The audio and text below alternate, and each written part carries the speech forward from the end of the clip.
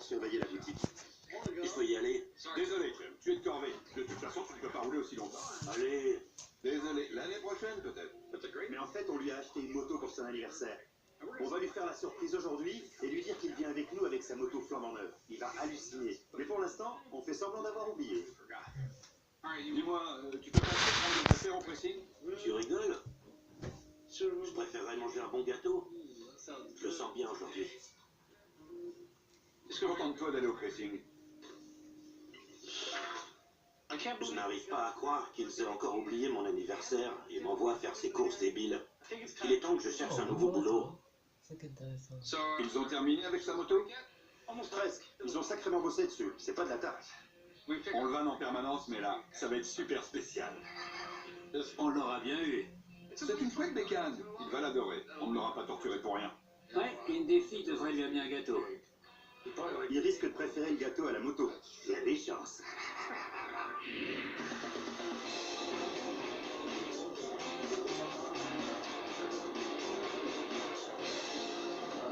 Qu'est-ce que c'est? Les plans originaux du USS Maine, fait entre 1887 et 1889, avant que le cuirassé ne soit coulé. C'est passionnant. Là, on voit tout le système de propulsion, et là, la tourelle et la bouche du canon. La vache. Je n'avais jamais encore vu ce genre de choses. Je suis venu ici pour vendre mes plans du USS Maine. Je les ai achetés à une revue d'antiquité. J'ai fait des recherches pendant plus de 10 ans. Ce sont les seuls qui existent à ma connaissance. Je cherche à les vendre parce que j'ai besoin d'argent. Le Maine a été l'un des tout premiers cuirassés. 98 mètres de long, un blindage très puissant. Oui, et il y avait surtout des tourelles rotatives. C'était une grande avancée. 20 ou 30 ans plus tôt, les canons des navires de guerre étaient fixés sur les flancs, et il fallait bien les aligner ensemble. Ceux-ci ont été les premiers canons avec une très longue portée de tir.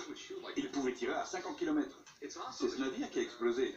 C'était où? À Carthagène?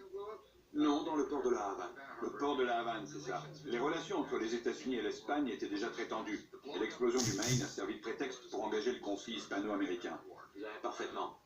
D'ailleurs, le cri de ralliement de cette guerre était « Souvenez-vous du Maine ». L'explosion du USS Maine a sans doute été un accident. Mais il y avait une telle tension entre les États-Unis et l'Espagne qu'on a sauté sur ce prétexte pour faire la guerre. Là, ça doit être les chaudières? Oui, Et là, j'imagine que ce sont les machines à vapeur actionnées par des pistons? oui, Là, le canon avec la tourelle, et il pouvait tourner dans ce sens. absolument. Là, c'est l'arrière du navire où on entreposait les choses. C'est très chouette. Vous en demandez combien? 9 000 pour celui-ci, 6 000 pour celui-là, et 10 000 pour le grand. D'accord. J'ai quand même un petit souci. Ce ne sont pas des plans directeurs. Les plans directeurs ont toujours des mesures. On ne voit aucune mesure ici. Oui, ce sont les plans préliminaires.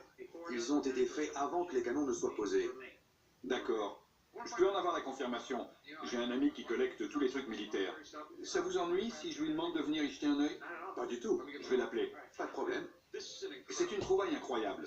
Ce navire a marqué l'histoire de l'Amérique. Il est même à l'origine d'un cri de ralliement. Le coulage du navire a déclenché une guerre. Si ce sont les plans préliminaires, ça peut valoir une petite fortune.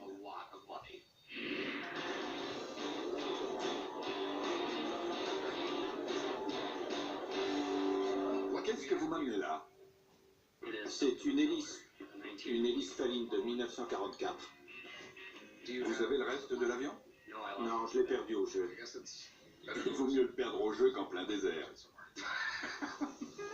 Je suis venu ici pour vendre mon hélice en bois de 1944. Je l'ai acheté à un vieil homme alors que je voyageais dans le centre du pays. J'aimerais en tirer 1100 $ pour pouvoir acheter d'autres objets. Je ne suis pas du genre à garder les choses longtemps. C'est une belle pièce. Vous connaissez son histoire? Oui, j'ai fait quelques recherches. C'est une hélice Faline de 1944 fabriquée à Columbia dans le Missouri. À l'époque, c'était devenu une grosse entreprise, mais au départ, c'était tout petit. Son fondateur s'appelait Old Faline. Oui, C'est drôle de s'appeler Old, il était tout jeune à l'époque.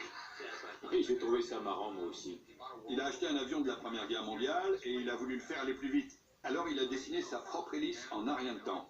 C'est devenu une énorme entreprise. Fabriquer des hélices en bois demande un grand savoir-faire et beaucoup de précision. Faline faisait partie des meilleurs. Celle-ci a 70 ans et elle est encore en parfait état aujourd'hui. On en voit souvent accrochées sur les murs des bars et des restos, mais elles n'ont pas ces trous. C'est une hélice qui a été rejetée. C'est à ça qu'on voit si elles ont servi ou non. Parce que quand elle tourne à 1800 tours minute, ça peut faire exploser l'avion. Imaginez une machine à laver qui s'emballe. Bon, vous en demandez combien? J'en voudrais 1100 $.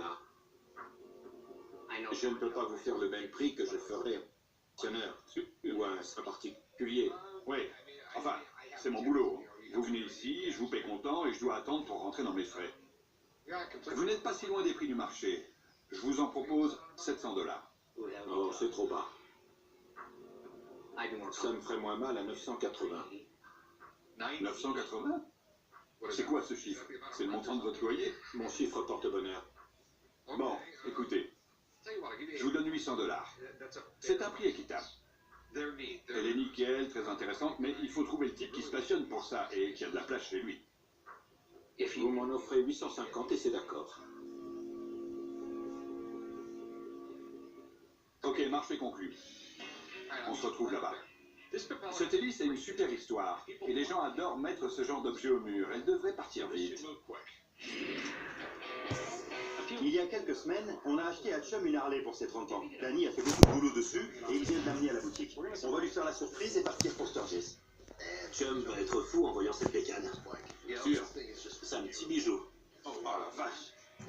La super classe. Très très chouette. Alors, tu penses qu'il va l'aimer ou pas? C'est fou, je te dis exactement ce que je veux et tu le réalises. Normal, mon pote. Il est au courant de tout ça? Non, on le torture depuis des semaines. Génial. J'adore ça. Vous savez que je m'invite au voyage. Bien sûr, mais cache ce truc avant que Chum revienne.